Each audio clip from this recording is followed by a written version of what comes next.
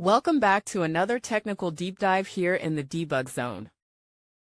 Today we're tackling a big question and breaking it down with insights from other users. Hopefully this clears up some misconceptions and helps you get the answer you need. So buckle up, stay a little curious, and let's jump right in.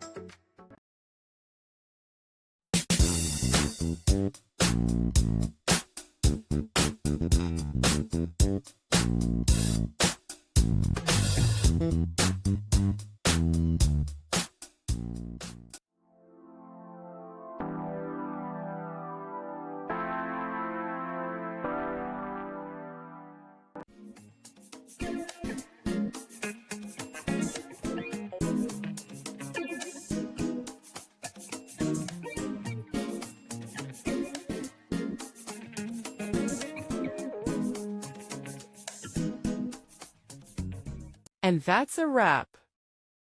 I hope you found the answer you were looking for. If you did, take a second to hit that subscribe button. It really helps out. And let me know in the comments which solution worked best for you. See you next time in the debug zone.